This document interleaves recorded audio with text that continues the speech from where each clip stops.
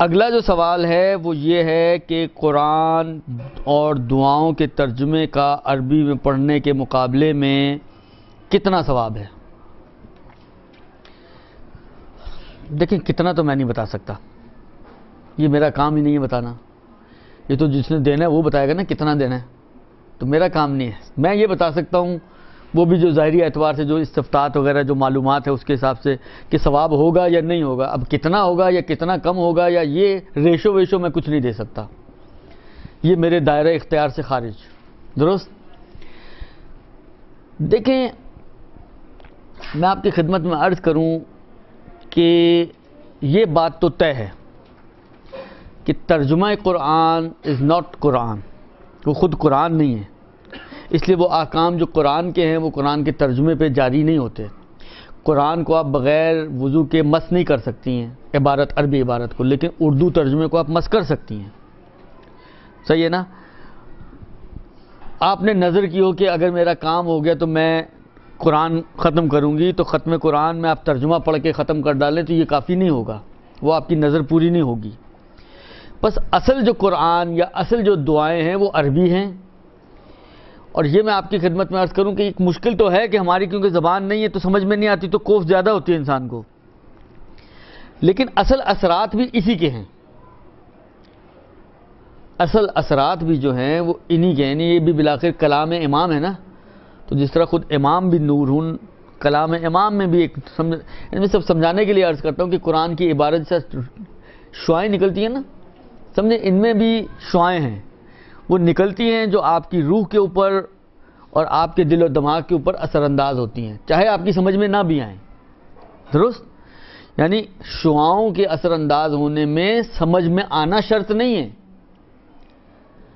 وہ سمجھ میں نہ بھی آئیں تب بھی وہ جو ان کے اپنے اثرات ہیں آپ کے لیے روحانی اثرات وہ آپ کی روح پر آئیں گے۔ لیکن مشکل جو ہوتی ہے وہ یہ ہوتی ہے کہ اس کوفت کا کیا کریں جو پڑھنے میں ہوتی ہے، 20 منٹ کی دعائے کمیل عربی میں پڑھنا، بار بار صفحے گننا۔ میں عام طور پر ایک مشورہ دیتا ہوں، دیکھیں مثلا قرآن ہے، آپ کا موڈ ہے جی آپ ایک سپارہ قرآن پڑھیں، تو میں ریکمینڈ یہ کرتا ہوں کہ آپ بجائے اس کے کہ ایک سپارہ پڑھیں آپ آدھا پڑھ لیں، آدھا ترجمہ پڑھیں، آدھا سپارہ پڑھ لیں۔ صحیح ہے، قرآن آپ کا بہت دیر سے ختم ہوگا، کوئی مسئلہ نہیں ہے، لیکن جب چند مرتبہ آپ اسی روش کو ریپیٹ کریں گے نا تو چند مرتبہ کے بعد صورتحال یہ ہوگی کہ آپ خالی عربی بھی پڑھیں گے نا تو آپ کو اندازہ ہو جائے گا کہ کیا بات ہو رہی ہے۔ بہت ایکوریٹ نہیں، بہت بعض جگہ پہ الفاظ مشکل ہوتے ہیں تو ممکن ہے آپ سے پوچھیں جی اس لفظ کا کیا معنی، آپ کہیں گے نہیں معلوم، لیکن ایک مجموعی طور پر آپ بتا سکیں گے کہ جی مثلا اس صفحے میں یہ کہا جا رہا ہے، اور تھوڑا زیادہ ریپیٹ کریں گے تو زیادہ آپ کا اسٹرانگ ارتباط اس عربی کا اور اردو کا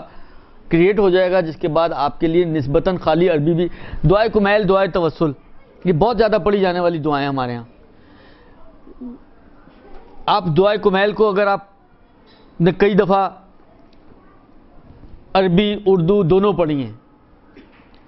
یا خالی کئی دفعہ آپ نے اردو میں پڑھی ہے، اب آپ عربی پڑھیں گی تو آپ کو کچھ نہ کچھ بالآخر ایسا نہیں کہ بالکل بلینک ہوں گی آپ، تو اس طرح سے اگر آپ تھوڑی سی اپنی آپ کو پریکٹس دیں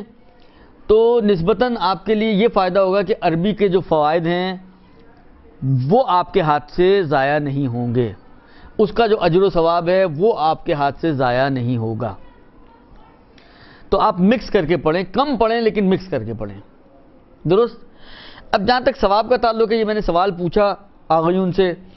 تو انہوں نے جو جواب دیا وہ یہی جواب دیا کہ ثواب ہے مگر وہی عربی قرآن اور دعا والا جو ایکچوئل ثواب ہے وہ نہیں ملے گا۔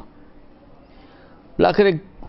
قرآن کا ترجمہ پڑھ رہی ہیں، خدا کی طرف متوجہ ہیں، ذکر الہی اس میں اللہ کا نام آتا ہے، اللہ کی صفات آتی ہیں، تو عبادت تو ہو ہی رہی ہے، تو کچھ نہ کچھ ثواب تو ملے گا ہی ملے گا۔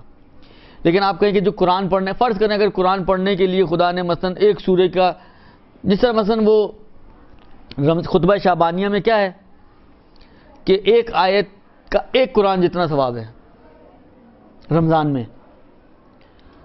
اب آپ کہیں جی ایک آیت کا ایک قرآن جتنا ثواب ہے تو آپ ایک ترجمہ پڑھ لیں تو پورے قرآن جتنا ثواب مل جائے، تو ایسا نہیں ملے گا، وہ عربی عبارت میں ہے۔ لہذا جو ایکچوئل عربی عبارتوں کا ثواب ہے وہ آپ کو نہیں ملیں گے ترجمے پر، لیکن ایسا بھی نہیں ہے کہ بالکل خالیات رہیں گے آپ. کچھ نہ کچھ تو پروردگار عالم کے فضل و کرم سے انسان کو نا امید اور مایوس نہیں ہونا چاہیے، عطا کرے گا، لیکن